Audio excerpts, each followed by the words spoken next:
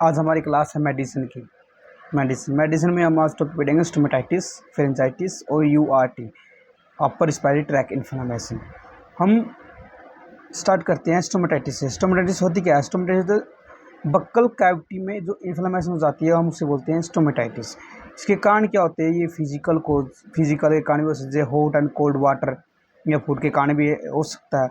Irregular molar and premolar जो teeth होते हैं उनके कारण भी हो सकते हैं, या फोर्जन बॉडी हो इन मुंह में, माउथ में एनिमल के, उससे कारण भी हो सकता है। ये केमिकल कारण भी हो सकता है, जैसे ईट एंड ड्रग हो विदाउट डाइल्यूशन, जैसे TT ऑयल हम दे देते हैं, कोस्टिक सोडा, इसके कारण भी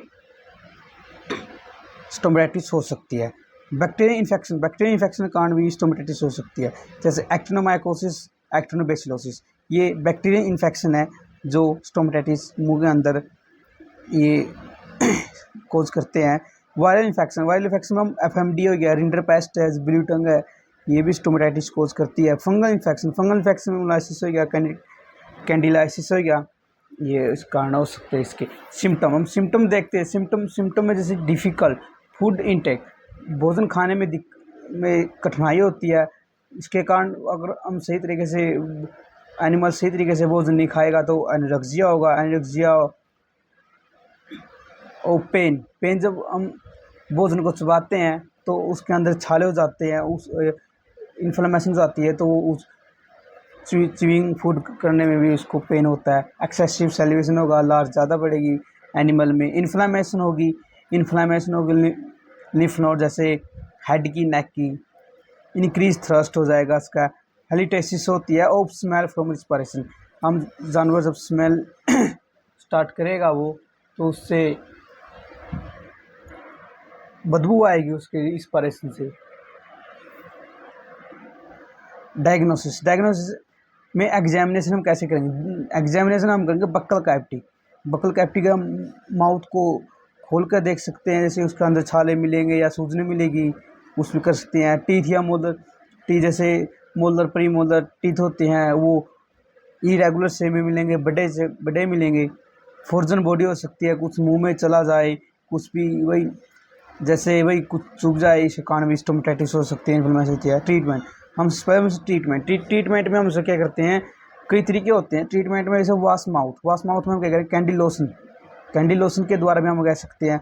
2% बोरेक्स के साथ जैसे हम उसे कहते हैं। 1% एलम लोशन से ही हम उसका माउथ वॉश कर सकते हैं, या 2% कॉपर सल्फेट से भी हम कर सकते हैं। टूथ कटर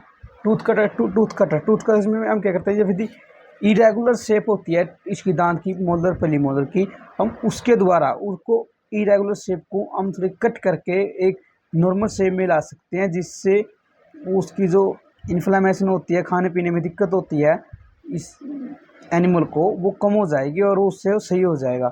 इफ यदि बैक्टीरियल इन्फेक्शन है, हम ब्रॉड स्पेक्ट्रम एंटीबायोटिक्स दे सकते हैं। कोई भी हम जैसे एनोफ्लॉक्सासिन हो गई, ऑक्सीओगम है, ये दे सकते हैं।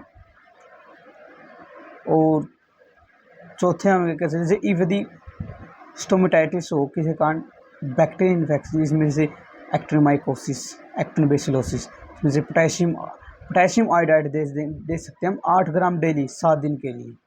से हमारे आज का टॉपिक हमारा स्टोमेटाइटिस था, वो आज कंप्लीट हो चुका है।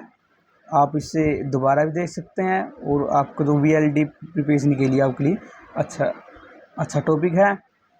VLD के लिए ABF हो या LSI राजस्थान। Thank you.